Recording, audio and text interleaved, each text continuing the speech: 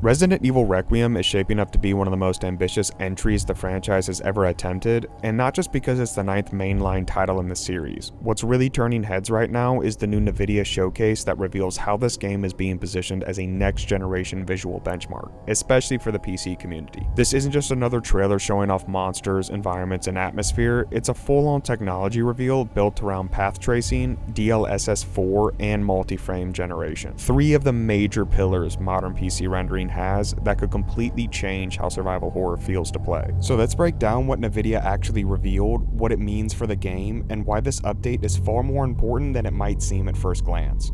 Okay, so the newest footage released by NVIDIA and Capcom focuses on one core idea: realism through lighting. Specifically path tracing. Path tracing is one of the most advanced lighting techniques available in real-time graphics today. Instead of relying on tricks like baked lighting, fake shadows, or approximated reflections, path tracing simulates how light physically behaves in the real world. Every ray of light bounces naturally off surfaces, it scatters, diffuses, reflects, and interacts with materials the way it would in reality. That means light doesn't just hit an object and stop. It spills into corners, it bounces off walls, it reflects off wet surfaces, it creates subtle gradients instead of harsh artificial edges. And in horror games, this kind of realism really can change everything. Fear is rooted in uncertainty, it's rooted in shadows, in not being able to tell what you're seeing. When light behaves naturally, your brain treats what you're seeing as more real, and that makes it a lot scarier. In the new Requiem footage, you can see light reacting dynamically to the environment, the wet streets shimmer with realistic reflections, the neon signs glow and bleed into surrounding surfaces, and dark alleyways aren't just pitch black, they're layered with subtle depth, faint bounce light, and natural shadow fall off. This doesn't just look good, it actually affects how you perceive space, it affects how safe you feel, and it affects how your eyes scan a room. All of this is where Resident Evil really thrives.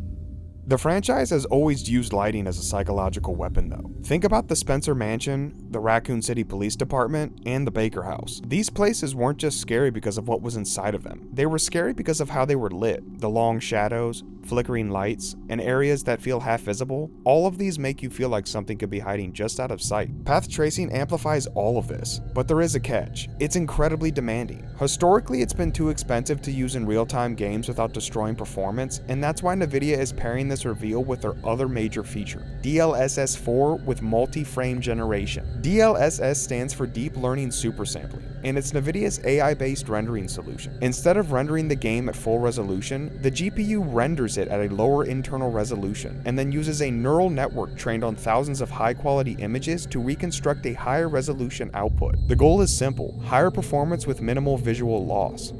With multi-frame generation, the GPU can generate additional frames between real rendered frames using AI. These AI-generated frames don't come from the game engine itself. They're predicted and synthesized by the neural network based on motion data, previous frames, and depth information. This massively increases the perceived frame rate. It also makes the gameplay look smoother, more fluid, and more responsive, even when the base rendered frame rate is lower. It is especially important when you're using path tracing, because path tracing eats performance alive. Without DLSS, most systems wouldn't be able to run full path tracing at playable frame rates. But with DLSS 4 and multi-frame generation, NVIDIA is essentially saying, yes, this lighting is expensive, but we've built the tools to make it playable. That's why Requiem is being framed as an RTX Showcase title. NVIDIA isn't just advertising their GPUs, they're using the game to demonstrate what modern rendering can look like when lighting realism and AI acceleration are combined.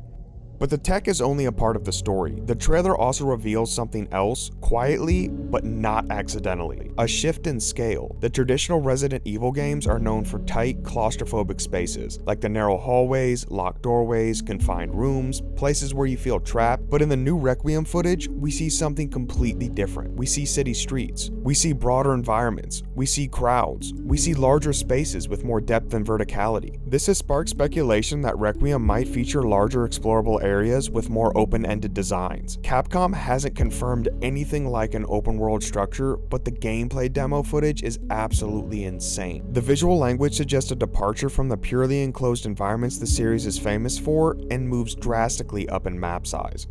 And that could seriously be huge. Imagine survival horror in a living city, streets filled with distant sounds, flickering lights from broken storefronts, reflections dancing across wet pavement, dark alleyways that feel endless. That kind of environment paired with realistic lighting could make exploration feel far more tense than any locked corridor ever could. Lighting at this scale matters. In wide outdoor areas, natural light bounce and ambient illumination creates mood. They create visibility gradients. They affect how much information the player has. Darkness doesn't just mean black, it means layers of obscurity. It means uncertainty, and uncertainty is fear. This suggests that Requiem isn't just trying to be scary, it's trying to be immersive in a way Resident Evil hasn't fully attempted before. Not just with story, not just with monsters, but with atmosphere itself.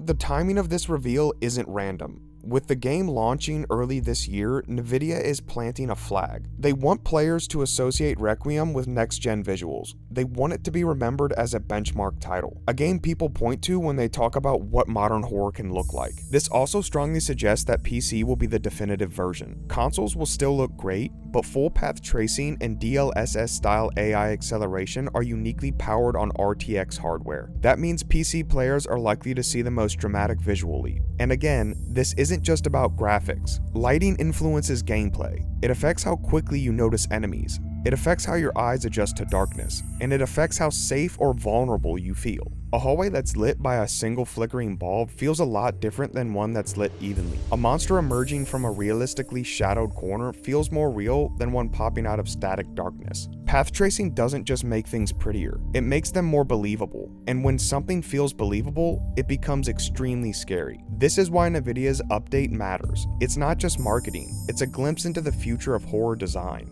Resident Evil Requiem isn't being positioned as another sequel, it's being positioned as a technological evolution of the genre. Path tracing makes the world feel real, DLSS 4 makes the realism playable, and the environment design hints that the series might be expanding its scope. If Capcom delivers on this, Requiem could become a defining moment for survival horror, a game that doesn't just rely on jump scares and gore, but on atmosphere, realism, and psychological tension. And that's what makes this so exciting. We're not just looking at a prettier Resident Evil, we're potentially looking at a game that changes how horror is built. Resident Evil Requiem isn't trying to just scare you, it's trying to redefine what modern survival horror looks like. And for those of you who stayed until the end, I want to thank you from the bottom of my heart. This one was freaking crazy. I'll catch you in the next one.